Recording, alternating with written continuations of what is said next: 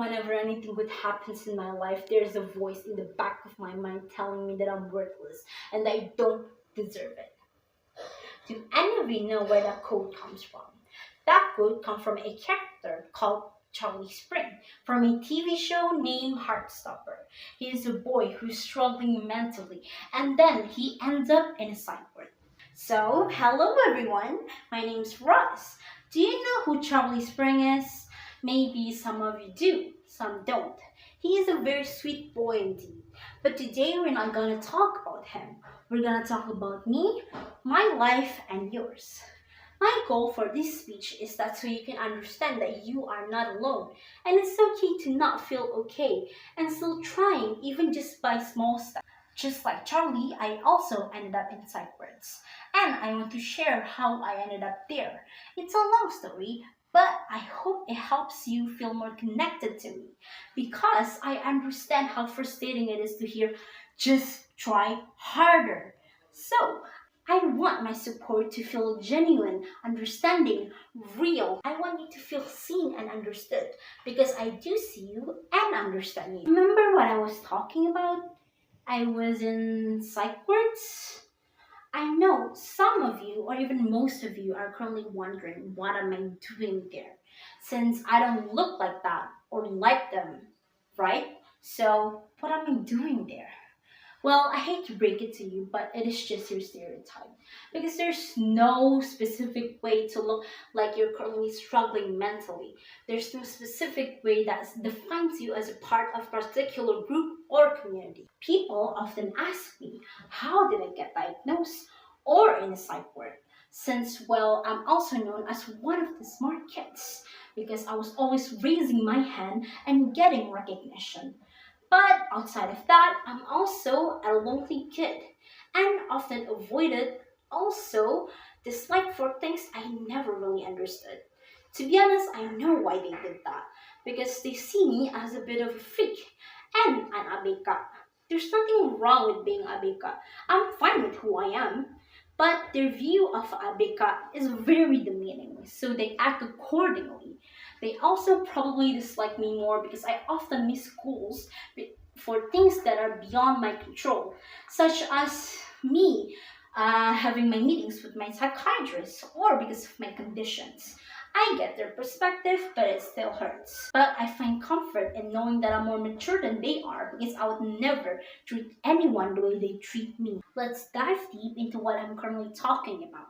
So, hi, I'm someone who is diagnosed with three mental disorders, which is bipolar, BPD, and HPD. Maybe some of you have heard of those mental disorders, maybe some haven't. But yes, I am clinically diagnosed with those three mental disorders.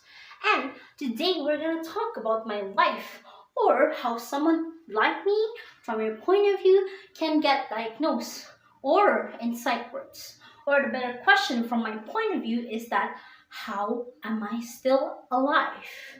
Because to be honest, I didn't even think I would still be alive right now at this age. Because frankly, I thought I'd be dead by now. It's a sad truth, but it's the truth. And by telling the story of my life, I hope I can inspire you to keep moving forward.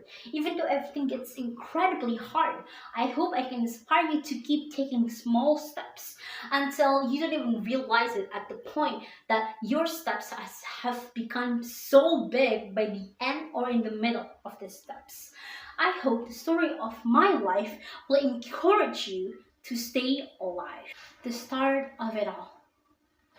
I still remember my first meeting with a psychologist, a meeting that my mom has arranged because she saw my self-harm scars because I accidentally wear a short sleeve shirt and because of my extreme suicidal ideation. The psychologist was kind, warm, and made me feel safe opening up. And she also made me this feeling that I hadn't felt in a long time, which is safety. That was when I was in the second grade of junior high school. I was just a kid back then. I remember feeling extremely intense feelings at that time and now. that I couldn't even bear it, to the point where I transferred them to hurting my own skin, because somehow in my sick mindset it's good and it's the right thing to do, because every day of my life my head keep yelling at me, telling me everything that is wrong in the whole world is my fault, and I deserve to get punished severely every day because of it. Every day at school, I felt anxious, like even just speaking one word would bother someone. I blame myself for others' discomfort, constantly apologizing and thanking people for things they barely notice. My classmates were confused by it. I lived in constant paranoia, terrified of accidentally hurting someone in ways that doesn't even make sense. I remember I imagined pain in my mind whenever someone looked at me sharply or uneasy. I remember how deeply hurt and disturbed I was. I started asking for help as early as the fourth and the sixth grade of elementary school. Since I was a child, I already knew that I need professional help, yet no one listened until I did something they deemed dangerous or harmful towards myself. When what they did to me are way harmful, because they, my parents, my mom, my birth dad, my stepdads are the ones that shape my thoughts the way it is through a childhood filled with violence, yelling, hurting, and blaming, that it made my thoughts the way it is right now. Since the first visit, I was moved from one hospital and one psychiatrist to another. But now I'm at RSM, a place that holds a special place in my heart. I was first diagnosed with bipolar type 2 when I was 15 years old or 16 years old, and then BPD last year and HPD this year. And I also have to have an appointment every once 2 weeks. There are times where I accidentally pass my meetings, and that leads me to get hospitalized in its psych wards, because my condition without my meds is literally the worst. Because my meds do help me, even just a little bit. So yes, without my meds, I'm the worst of worst. But there are also other reasons why I was also hospitalized, like my condition getting worsened or etc. I think I was hospitalized for like 4 to 5 times. Being in the psych ward brings me such complicated feelings, because first, I was relieved that the burden of the entire world was taken off of my shoulders. And then the second, sometimes the dynamic in the psych ward itself is not good for me. And then the third one, I have so much work to do. I have life outside this place, and I wasn't even allowed to hold my phone. I have so much work to do, so much competition to follow, and so much expectations to conquer. And I don't know what to do. My feelings, every one of them, are extremely intense, and I was mostly overwhelmed and drowning between it. Most of the time, at least. There are times where I'm not as overwhelmed as I usually am. Currently, I can say that I am drowning between it. Because the truth is, this world isn't made for people like me. People who are disabled, whether mentally or physically. This world is made for people who are not disabled. Yet, we are forced to somehow fit between it. It's not fair, isn't it?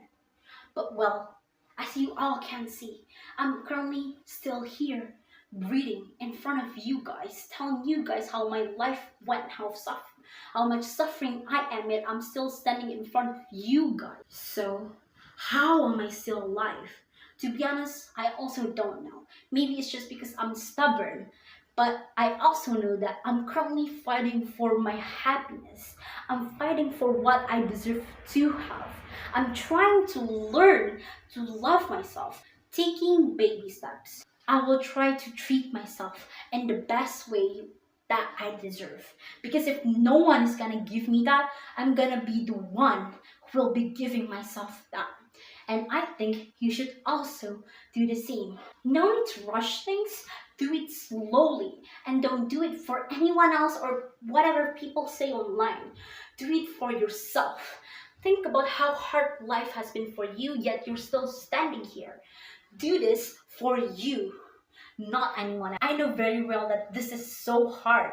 It's okay. You can take as much time as you need because you deserve to be loved. You deserve to get everything you've ever wanted and you deserve to be alive. I'm thankful for everyone that's still here.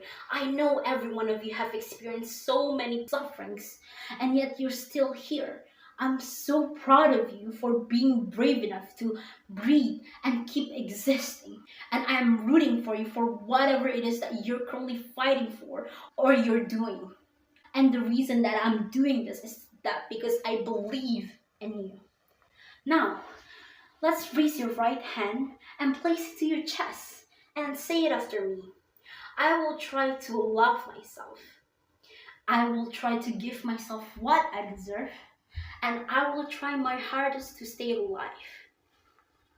That's it for me. Thank you very much.